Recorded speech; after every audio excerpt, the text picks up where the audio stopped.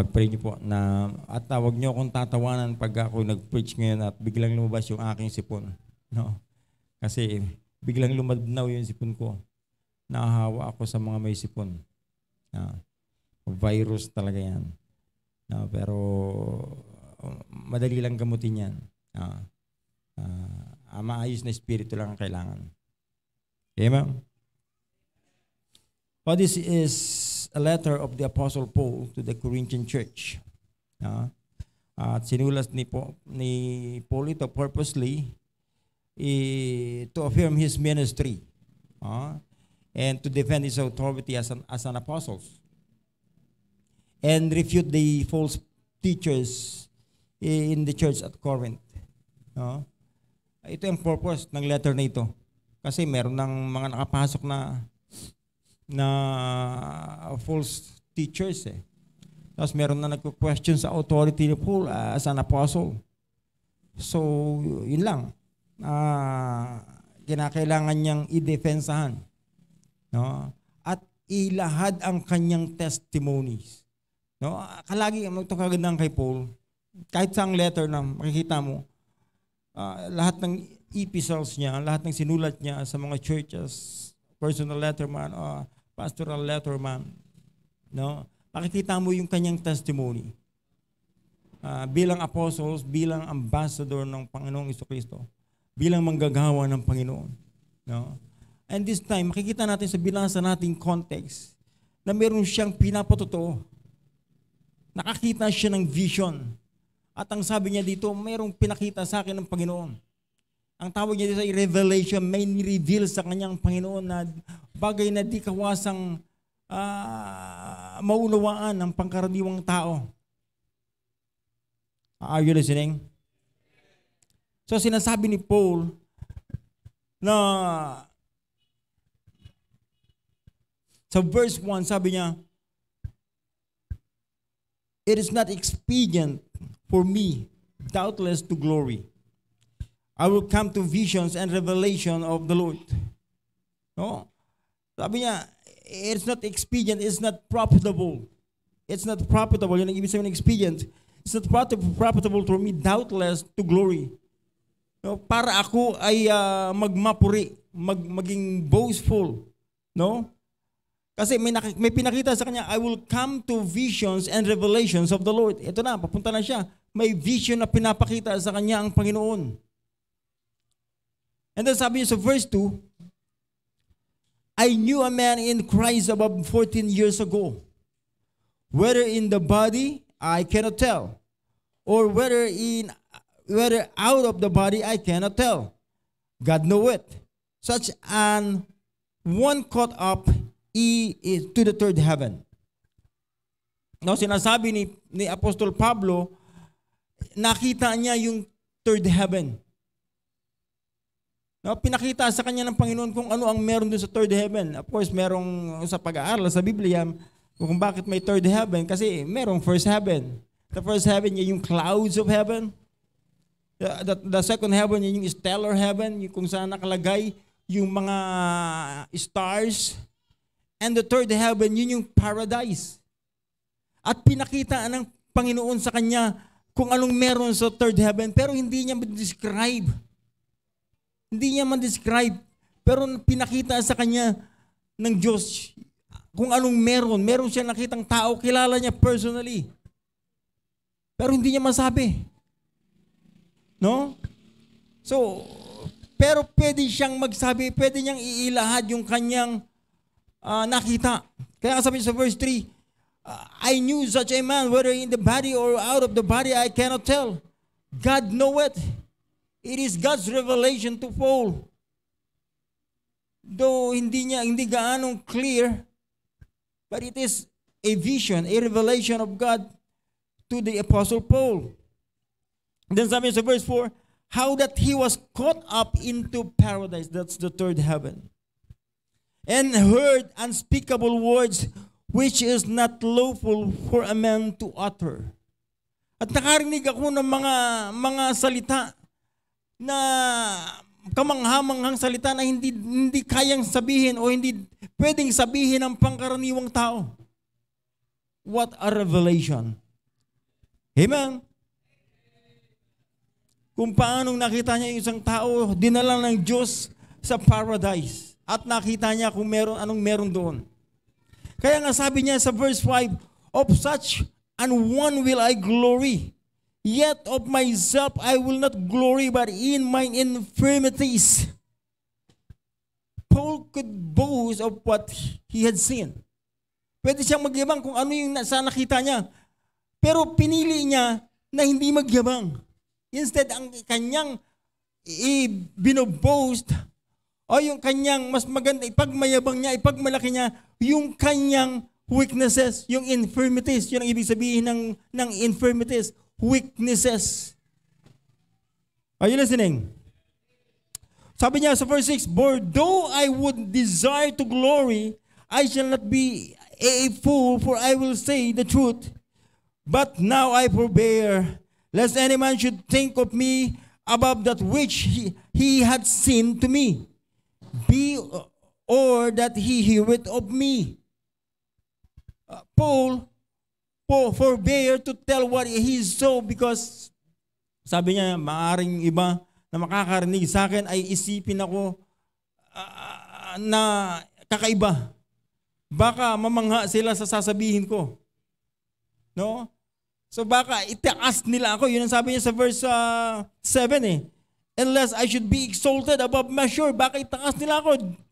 Through the abundance of the revelations, there was given to me a thorn in the flesh, the messenger of Satan to buffet me, lest I should be exalted above measure.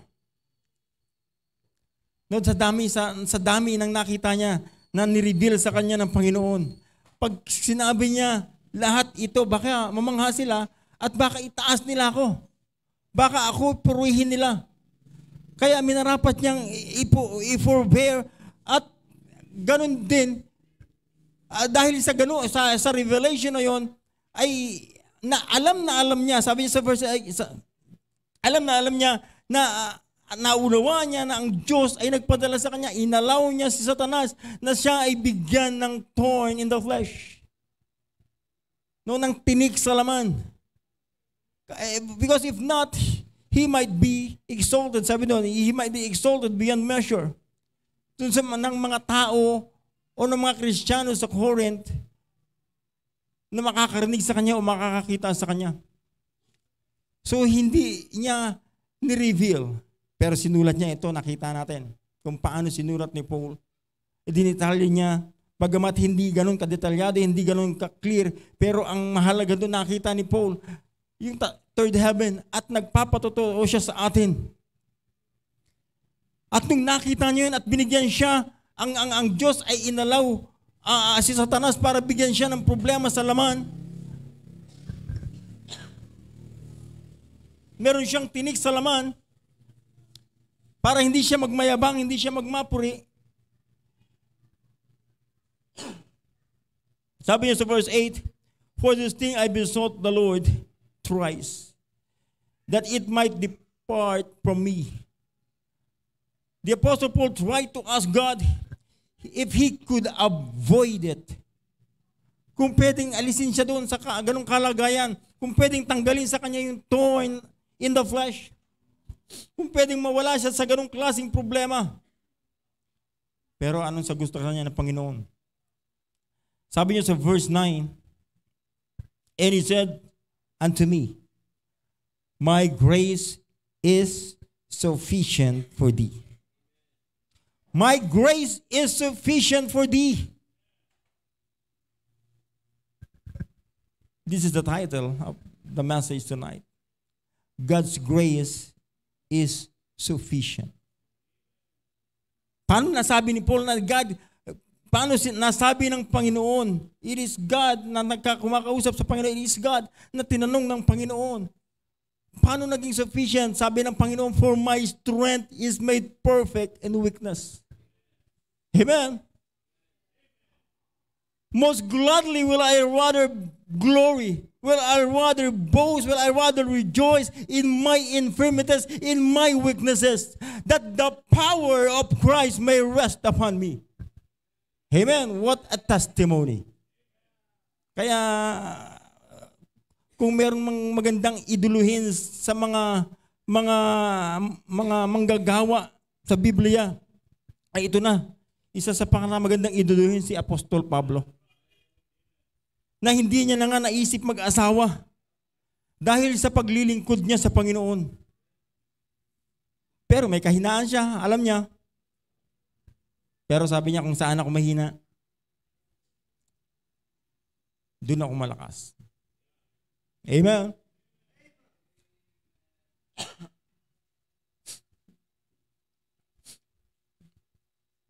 God's grace is sufficient. Paano naging sufisyente ang biyaya ng Diyos? Sinagot na mismo ng Diyos, because my strength is made perfect in weakness. Yung kalakasan ng Diyos ay perfect, absolute, dun sa mga kahinaan natin.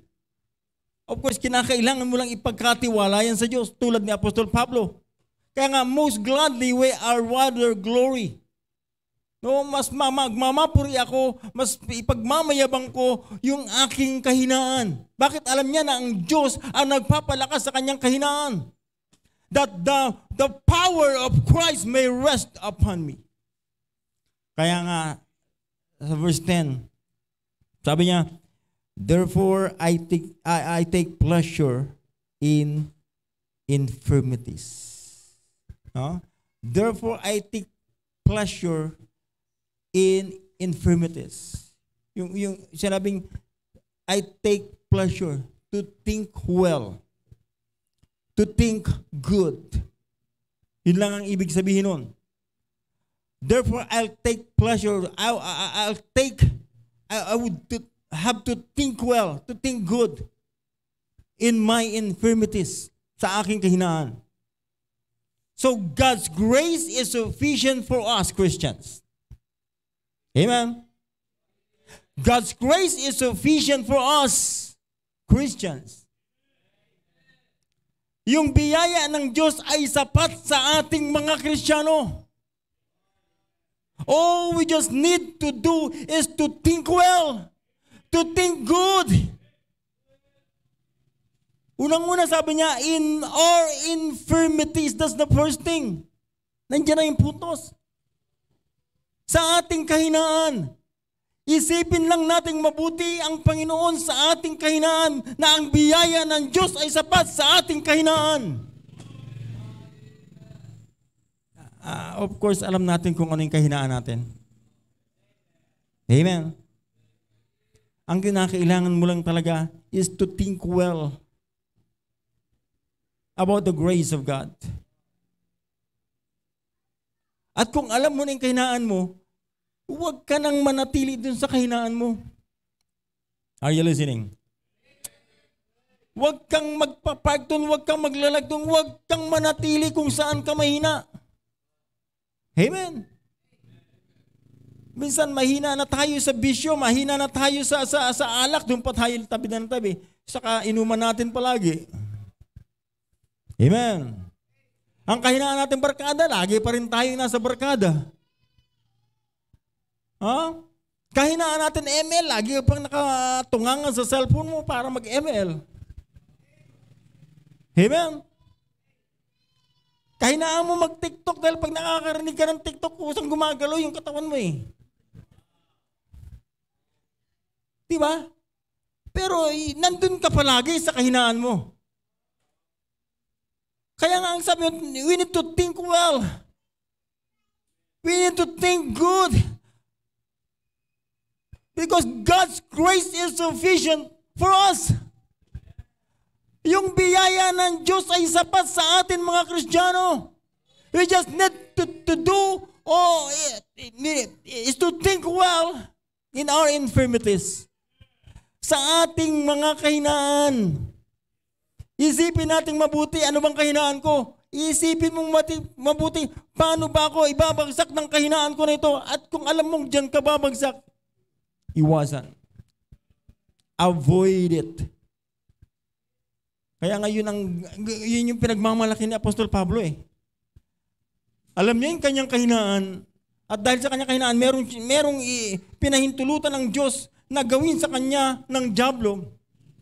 It is some purpose, hindi binanggit kung anong klaseng problema sa flesh.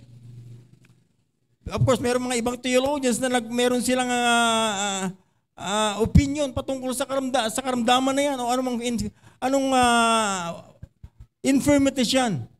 Pero wala naman binanggit eh. No? Basta thorns in the flesh, tinik sa laman, ano man yun. Ano mang merong problema si Paul sa kanyang flesh. Pero ang sigurado lang, sabi niya, my grace, the grace of God is sufficient for him. Yung biyaya ng Diyos ay sapat sa ating kahinaan. Amen. Yes, you need to think well of our infirmities.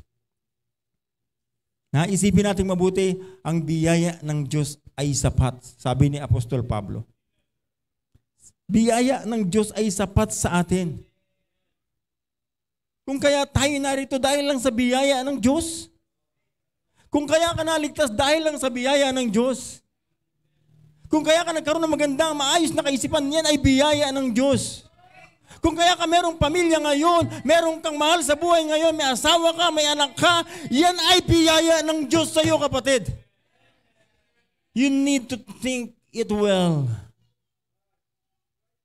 That God's grace is sufficient for you and for me. Ano mang kahinaan meron tayo, iisipin natin na ang biyaya ng Diyos ay nag-uumapaw para sa atin. There's no reason para tayo ay mapindown ng ating kahinaan. Si Apostol Pablo mismo nagpapatotoo, meron siyang weakness, meron siyang thorns in the flesh. Pero inisip niyang mabuti, think well of these infirmities. Sapat ang biyaya ng Diyos. Amen. Anong kinakahinaan ka meron ngayon na parang nagkukulang ang biyaya ng Diyos? Ikaw lang makakasagot niyan. Ha? Anong kahinaan meron tayo ngayon na inilalayo tayo sa kalooban ng Diyos? Are you listening? Anong meron tayong kahinaan? Ha? Ikaw at ang Diyos lang nakakaalam ng kahinaan mo. Pastor, kahinaan ko po talaga pagka hindi po ako nakakapagsimba. Nangihina po talaga ako. Lahat po nangihina pag hindi nakakapagsimba. Bakit hindi ka pa rin nagsisimba? Kung paano? Sa isang pag-absent mo lang sa simbahan, may nanghina na. Napangalawahan pa, napangatluhan pa, nakita mo yung backslider, pag nag-start siyang humakbang papalayo sa Panginoon, papalayo na yan hanggang sa nahihirapan na siyang humakbang pabalik sa Panginoon. Kaya nga doon parang sa umpisa, dapat ma-identify na natin yung ating weakness at maalalahanin na natin na sapat ang biyaya ng Diyos sa ating mga weaknesses, sa ating infirmities. Amen. Tanungin natin ang ating sarili, ano nga bang kahinaan meron ako? Na parati akong nagbumabagsak. Pastor, pagka pinag-usapan na yung anak ko, mahina talaga ako dyan. Hindi ko po matiis yung aking pag anak ko na, kahinaan ko po talaga yan. Ang tanong ko, anong ginagawa mo sa kahinaan mo? Anong iniisip mo sa kahinaan mo? Ha? Iniisip mo ba itong mabuti? Naisip mo ba na sapat ang biyaya ng Diyos para hindi ka malugmok sa kasalanan na yan? O sa kahinaan na yan? Minsan yung weakness natin hindi pa kasalanan. Pero pag nagpatuloy tayo, mabitbit o madala ng ating kahinaan, doon tayo magkakasala. Kasi pag hindi na natin ginawa yung bagay na pinagagawa sa atin ng Panginoon, dahil sa ating kahinaan, yun nagiging kasalanan. Di ba? Tignan mo, pag nagka-problema tayo sa tao, imbis na lalapit tayo sa Panginoon, imbis na makikipag-usap tayo sa Panginoon, lalo tayong lalayo sa Panginoon. Imbis na lalo tayong pupunta sa church, lalo tayong luluhod, makikipag-usap sa Panginoon, lalo tayong ihinto sa ginagawa natin sa Panginoon. Amen. So dapat isipin nating mabuting pag-iisip sa ating kahinaan. Yan ang ibig sabihin ni Apostol Pablo.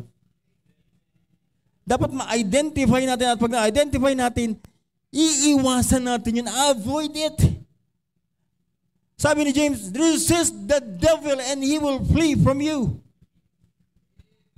Alam mo na nga eh. Alam mo na nga ang kahinaan mo, ba't hindi mo pa iwasan? Amen. Alam mo na ang kahinaan mo, pag nakakita ka ng bote ng soft drinks, parang tinatawag ka, halika na. Palalain natin yung sakit mo, halika na. May sakit ka sa kidney, halika dito, inom ka ng soft drinks, 1.5. Weakness mo yun eh. Ikaw naman, alam mo naman, hindi bawal sa akin yan, bawal sa akin yan. Wag na. Wag na. Di ba? Kaya alam mo bawal pero tatago mo na lang. Bilisan mo. Biruin mo, 3 lang sila, 1.5. Nagmamadaling ubusin dahil makikita ni pastor. Di ba? Weakness mo nga yun eh. Weakness mo nga pag nakasingot ka ng usok ng sigarilyo, hinahabol mo. Saan galing usok? Hanggang matagpuan mo na lang yung sarili mo, bumibili ng sa tindahan. Pabili. Parang isang kakilala ko. Nanghihiram ng motor. Bibili lang daw sa ng sigarilyo. Kapatid. Pambira, sinumbong ako. Kapatid, hindi ka sinumbong na panaginipan ko. Nireveal sa akin ng Panginoon, nakita kita, nagmotor ka, tapos bumili ka ng sigarilyo.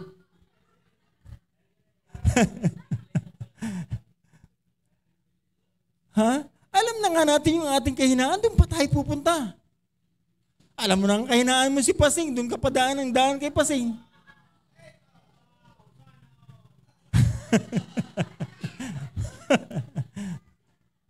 Alam mo na nga, pagka nakausap mo na si Pasing sa cellphone, hindi mo ma-resist eh. Ha? Pag tinanong ka na, kumusta ka na? Ha? Dito na ako, where na you? Dito na mi, where na you? Ha? May pasabi-sabi ka pa, sana ikaw na lang.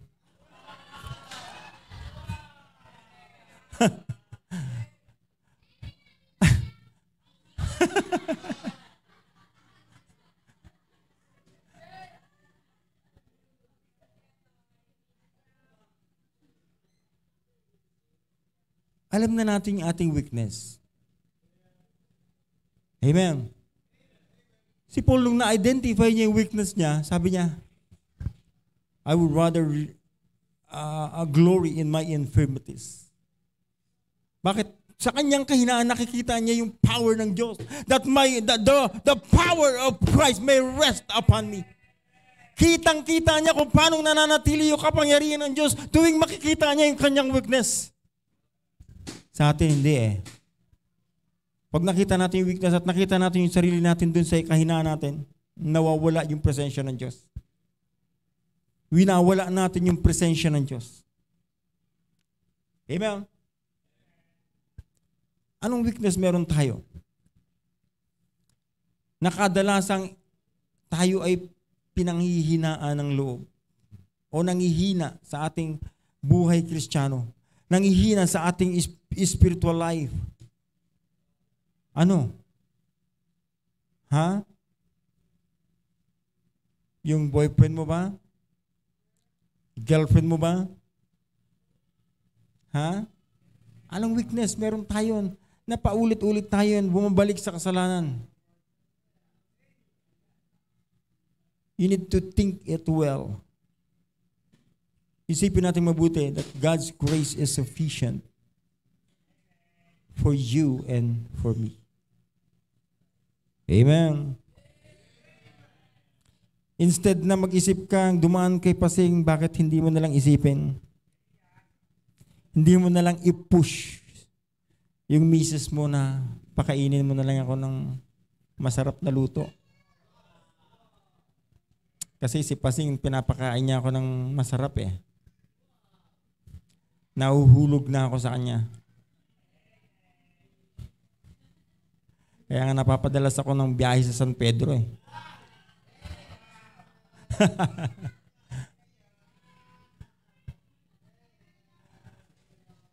Kaya nga meron akong swimming lesson sa Sunday eh.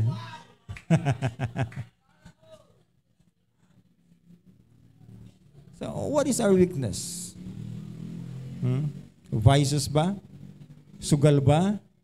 Online sabong ba? Baka kala nyo hindi sugal yung online sabong ha. In fact, marami nang nadiskrasya dyan sa online sabong na yan. Huwag na kayong masama sa pahamak na yan. Ha? Biruin mo isang nanay, may isipan niyang ibenta yung anak niya dahil sa online sabong na yan. Dahil sa pagkakautang sa online sabong, nakaisip na patayin yung may utang sa kanya. Di ba? Nakita natin yung evilness ng mga vices na yan. Isa ba dyan yung ating weakness? We need to think it well. Think good about it. Isipin natin mabuti na ang biyaya ng Diyos ay sapat. Amen. At kung saan ka mahina, sabi ni Paul, kung saan siya mahina, doon ako malakas. Amen. Anong pangalawang bagay na sinabi ni Apostol Pablo dyan? Therefore, I'll take pleasure in my infirmities. In infirmities. And then the second thing, in reproaches. Alam mo yung reproaches? It is an insult, an injury, an harm. Yung sakit, mahina ka ba pag tuwing ikaw ay masasaktan? Mahina ka pag ikaw nakarinig ng masasakit na salita? Anong iniisip mo tuwing makakarinig ka ng masamang salita laban sa'yo? Nagre-retaliate ka ba? Is that your weakness? Nagre-react ka?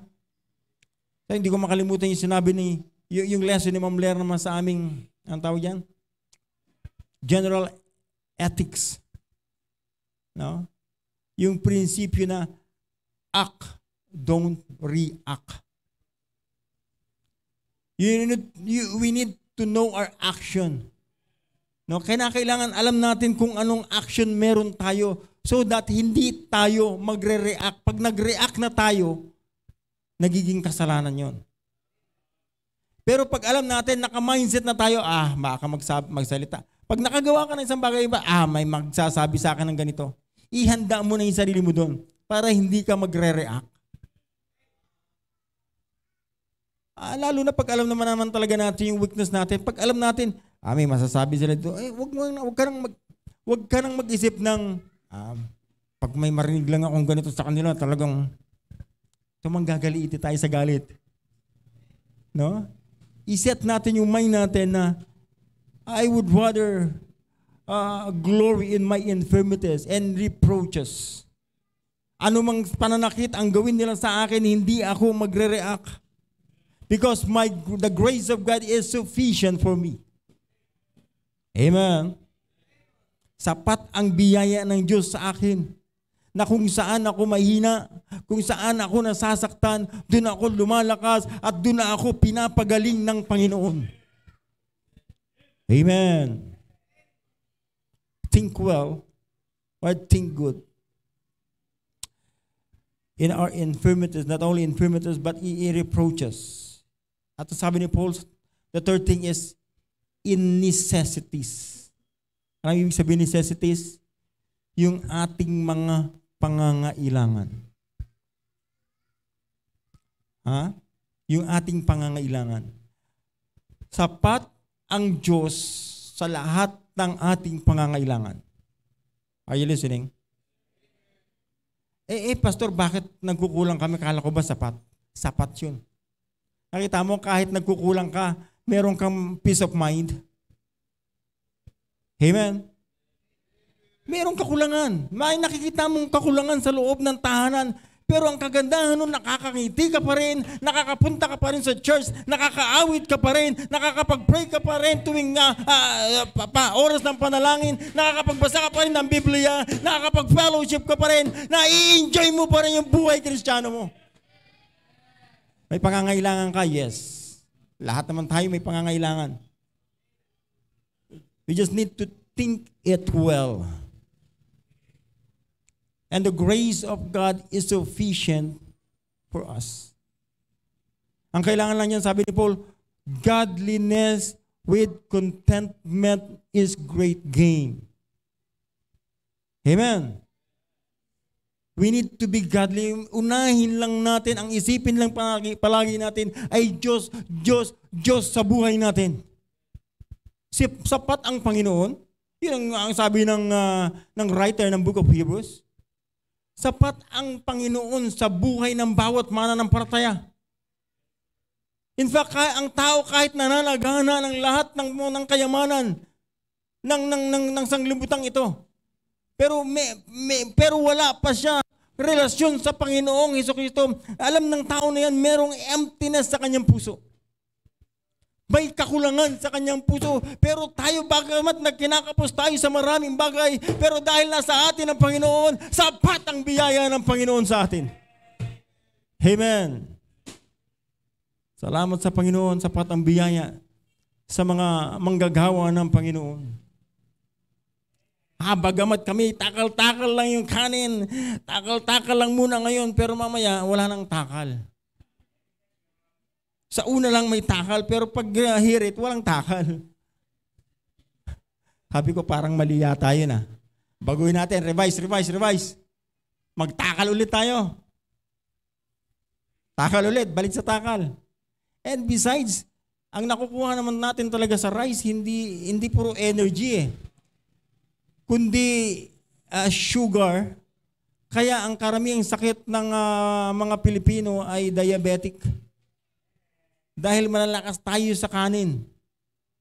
Ako, aminado po ako, napakalakas ko sa kanin. Nung araw, at ngayon hindi ako magpipigil, malakas po talaga. Pero pinigil ko nung naramdaman ko, bumibigat yung katawan ko. Noon, kahit malakas ako kumain, malakas din ako tumakbo. Pero tanungin mo sa sarili mo, ngayon, ikaw 20 years old, 30 years old. Gaano ka madalas tumakbo para i-burn yung kinain mong rice sa isang linggo, sa isang araw? Di ba hindi? Wala kang takbo-takbo. Ang papawis mo lang cellphone. ML lang. Paano ka papawisan dyan?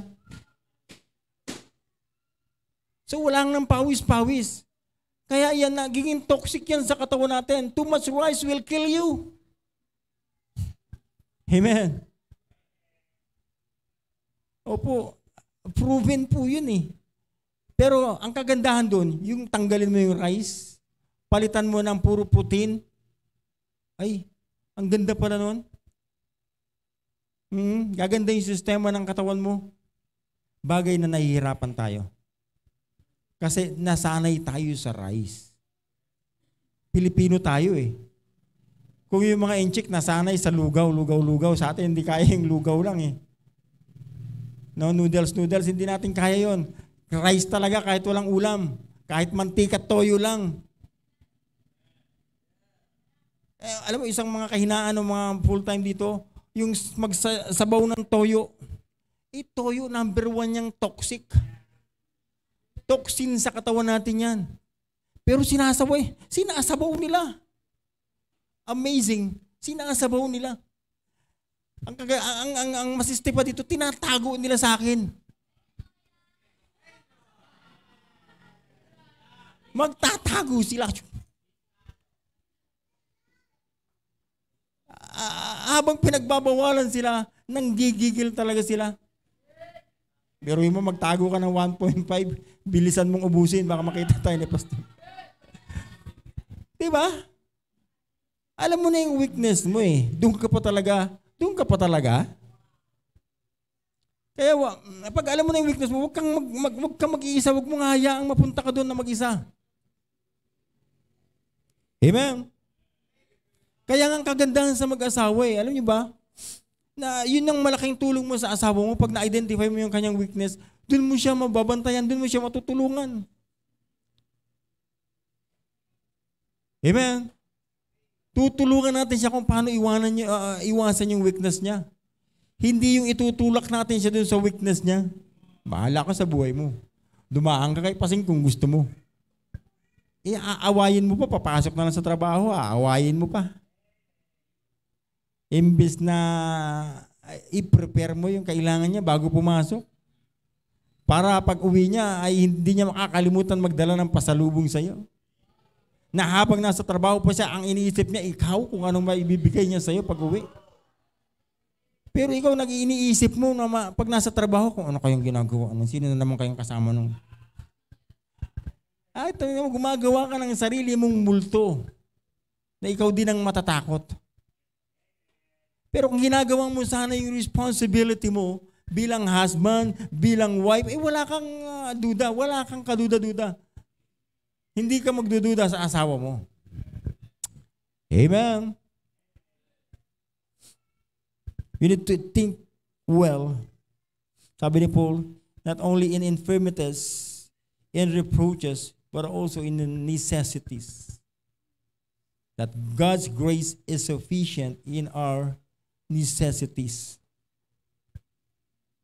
Actually, kung may pagkukulang man tayo, nagkukulang tayo sa mga bagay, materially or whatever, financially, hindi talaga ang Diyos ang nagkukulang sa atin Ang totoo, tayo ang nagkukulang sa Diyos. Kung bakit meron tayong kakulangan, tayo yung may pagkukulang sa Diyos. Aminin mo man yan o hindi, yan ang totoo. Pero yung sinasabi ni Apostol Pablo, that my grace is sufficient for thee. Diyos mismo ang nagsasabi sa kanya, yung biyaya ko ay sapat sa iyo. For my strength is made perfect in weakness. Kaya sabi niya, most gladly will I rather glory, I will rather rejoice or boast in my infirmities. Amen. We need to think it well. Amen. Think it well, not only in infirmities, not only in reproaches, not only in necessities, but also in persecution, sabi diyan. In persecutions.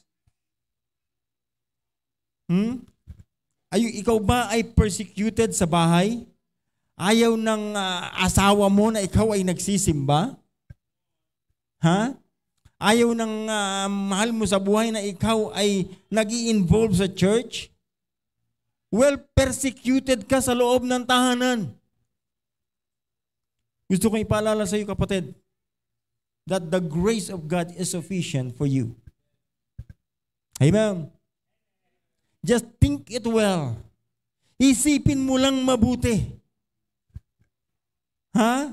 Isipin mo lang mabuti. Anumang persecution, yung mga nung araw nga, yung persecution nung araw sa mga Kristiyano ay pinapatay.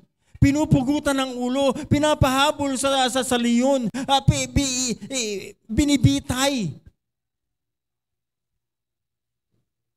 Nilalagari ang katawan. Yun yung klase ng persecution meron yung mga Kristiyano. Pero ganun pa man, sa bawat patak ng dugo ng mga Kristiyano, dumadami lalo yung mga Kristiyano. Dumadami lalo yung mga Baptist, kaya nakarating hanggang dito sa North Caloocan Mission. Tapos, konting persecution lang, pagbawalan ka lang ng asawa mong magsimba, hindi ka na magsisimba. Tamo, yung anak na pagbawalan ng anak, pagbawalan ng magulang na magsimba, susunod. Kapatid, i-consider natin palagi yung salita ng Diyos kung ano ba yung command. Pag hindi yung komplikado sa salita ng Diyos, sundin mo. Pero pag komplikado, sabi ni Peter, I would rather obey God rather than men. Amen. Mas magandang sumunod sa Diyos kaysa sa tao. So what kung pipigilan ka man ng mahal mo sa buhay, sa paglilingkod mo sa Panginoon, bakit ka magpapakpigil? Ikaw ang nakakaalam ng relasyon mo sa Panginoon. Amen. You just need to think it well. Ano mang persecution ang dinadanas mo ngayon? Ano man? Mula man saan o mula kanino man. You just need to think it well. Isipin mo mabuti. No? Anong araw nakakita na ako yan ng maraming mga tatay na pinipigilan nila yung kanilang mga anak o yung mga asawang lalaki, pinipigilan nila ang kanilang asawang babae na magsimba. Pero tuloy-tuloy lang yung babae, yung asawang babae sa pagsisimba. Basta ang ginagawa niya lang, gagawin niya lahat ng responsibility niya sa bahay, magluluto, maglalaba, magpaplantya, ay lahat ipiprepare niya sa kanyang asawa, sa kanyang pamilya, para pag umalis siya sa bahay, walang may susumbat sa kanya. Pero pag inawanan mo naman talaga, na pag uwi ng asawa mo, walang kakainin, magulo ang bahay, madumi yung CR, talagang maiinis sa'yo, sasabihin sa'yo, pasimba-simba ka pa. Kasi iwanan mo yung mahugasan, kaya nang umaga ko pa iniwan yan, ngayon nandito pa rin, nandyan pa rin sa lababo. May inis talaga yung asawa mo, ipe-persecute ka talaga niyan. Amen? Kaya gawin natin yung ating responsibility. So that i-persecute man tayo, alam natin na ang pine-persecute niya ay ang ating Panginoon na pinaglilingkuran. At alam natin na sapat ang biyaya ng Diyos sa atin. Anumang persecution ang meron tayo. Amen. Ano persecution meron ka ngayon? Pinipigil ka? Sinong pumipigil sa'yo? Magulang mo? O po pastor? Ano sabi ng Bible? Children, obey your parents in the Lord. When your parents is in the Lord, you ought to obey them. Pero pag ang pinapasunod na sa'yo, hindi na in the Lord, you would rather obey God. Mas magandang sumunod ka sa Diyos kaysa sa tao. Kahit tatay mo pa yan. Kahit asawa mo pa yan. Amen. Alam nyo, hindi lang naunawaan itong mga anak, mga magulang ng mga anak na nagpipilit na ayusin ang buhay nila, gustong-gusto nila pumunta sa church, gustong-gusto nila makapakinig ng salita ng Diyos, pero pinipigilan ng mga magulang. Alam mo, yung magulang, mas gusto pa nilang makita yung kanilang mga anak na nandun lang sa bahay nila at kasama yung kanilang mga boyfriend. Nandun lang sa bahay nila, nakikipag-unuman sa kanilang mga boyfriend o girlfriend. Anong klase namang magulang yun? Imbis na yung anak mo merong maayos na kaisipan para maglingkod sa Panginoon, pipigilin mo. Ikaw pa yung persecutor ng anak mo ang gustong maglingkod sa Diyos. Amen. That's why we need to think it well. Think it well. That God's grace is sufficient in our weaknesses, in our infirmities, in our reproaches, in our necessities, and in our persecutions. Tuloy lang, sige lang, tuloy lang. Yung pinipersecute ngayon ng mga lalaki, asawang lalaki, ngayon kasama na nila. Yung iba host na dun sa Baptist lunch. Persecutor dati yon ng kanilang mga asawa. Kaya nga mahalaga yung testimony natin.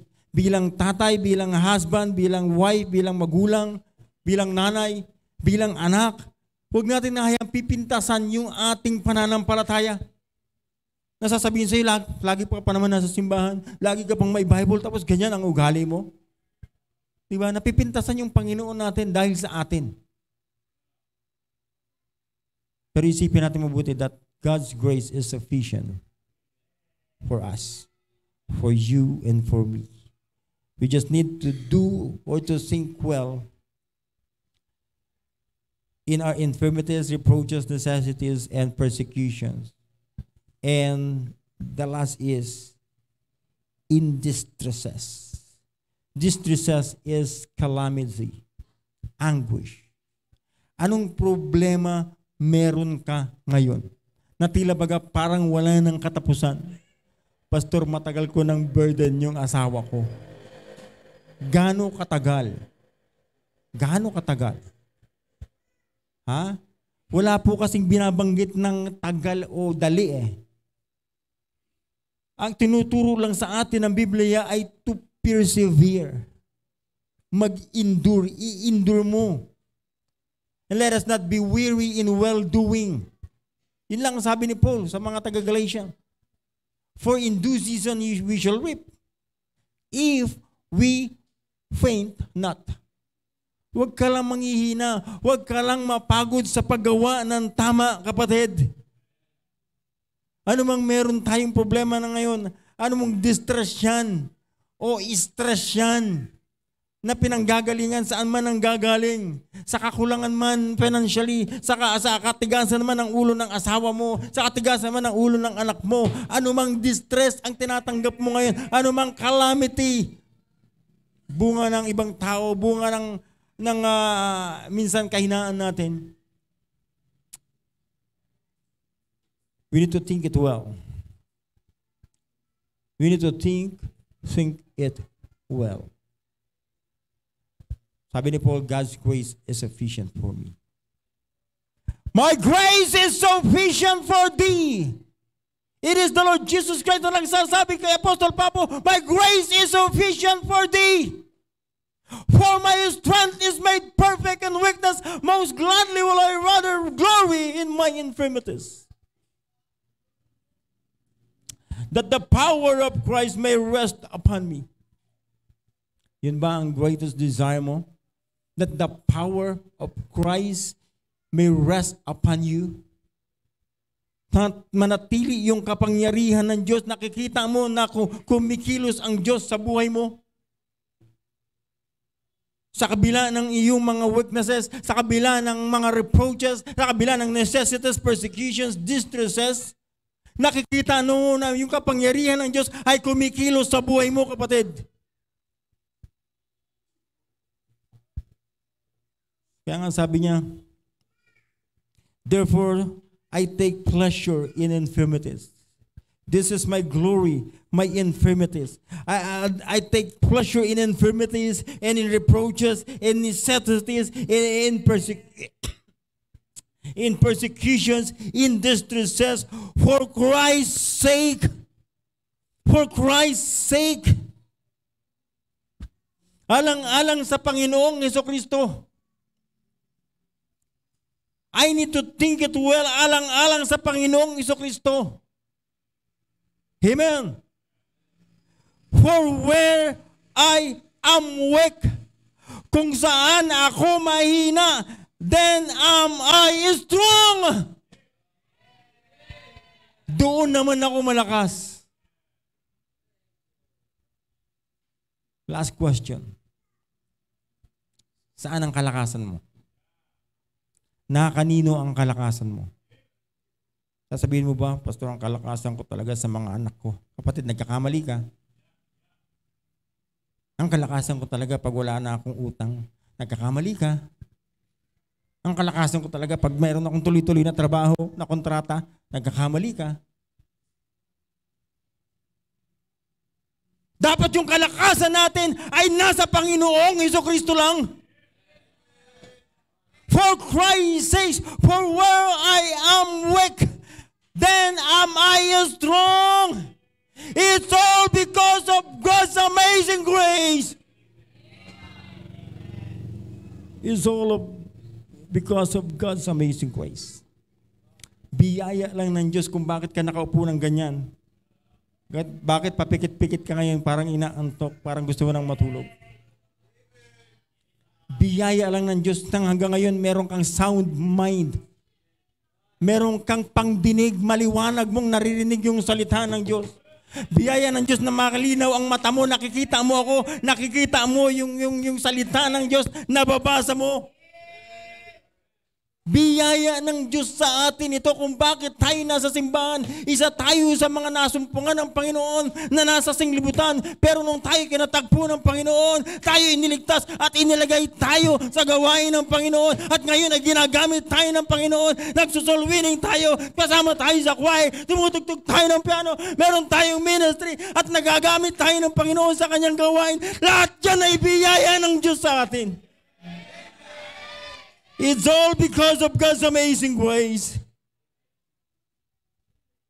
I would rather glory in my infirmities, in reproaches, in necessities, in persecutions, in distresses, for Christ's sake, for where I am weak, then am I strong. Sabi ni Apostol Pablo, kung saan siya mahina, doon naman siya malakas. Ikaw, kahinaan mo ba ay kalakasan mo rin? O yung kahanaan mo, doon ka pa rin palaging bumabagsak? You need God. You need the grace of God. We all need the grace of God. And the grace of God is sufficient for us. Amen. Kapatid, you just need to make a responsible decision.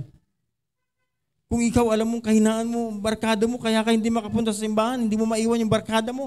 Mas gusto mong kasama yung barkada mo tuwing linggo kung sa bahay mo. Kesa pumunta sa church na meron kang mga kapatiran na totoong nagmamalasakit sa iyo, nagtutuong na gustong tumulong sa iyo, na ikaw ay palakasin bilang Kristiyano. Totoong nagmamalasakit sa iyo at sa pamilya mo. Ipagpapalit mo ba yan sa mga taong wala namang plano sa iyo? Wala namang pakialam sa iyo?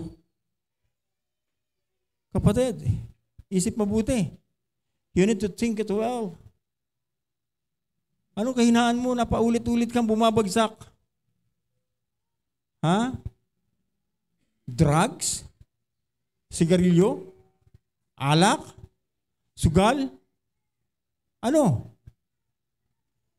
Ha? Barkada? Yung barkada mo, mas gusto mo pang kasama kaysa sa pamilya mo? Na hindi ka makapagturo sa iyong mga anak? Ha? Tapos pag nasa inuman ka, bida ka? Ha? Marami kang tinuturo sa kainuman mo? Pero yung anak mo hindi mo makausap, hindi ka man lang makapagturo ng maayos? Anong klaseng magulang meron ng iyong mga anak? Kaya nga sabi ni Pastor Hill, bigyan mo naman ng magulang yung anak mo. Bigyan mo naman ng simbahan yung anak mo.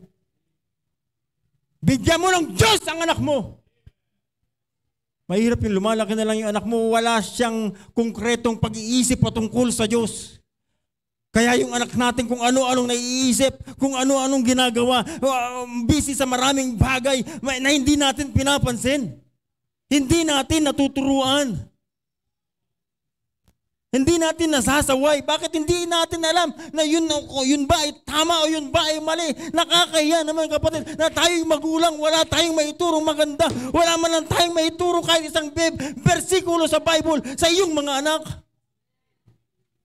Kapatid, nakakahiya yun. You need to think it well. God's grace is sufficient. Again, the grace of God is sufficient. God's grace is sufficient. Ha? Salamat naman sa Panginoon kung ikaw ngayon ay bagong balik. Bagong balik sa kalooban ng Panginoon. At meron kang konkretong decision ngayon, mula ngayon susunod na ako sa kalooban ng Panginoon. Nasubukan mo naman na lahat. Nakita mo na yung sistema ng sanglibutan. Hindi ka pa makakapag-desisyon. Tama na yung decision ko dati. Ngayon, nagkamali ulit ako ng decision. Umakbak nga ako papalabas sa kalooban ng Diyos. At ngayon ay nagdurusa ako ng mga bagay. Bunga ng aking pagsuway sa salita ng Panginoon.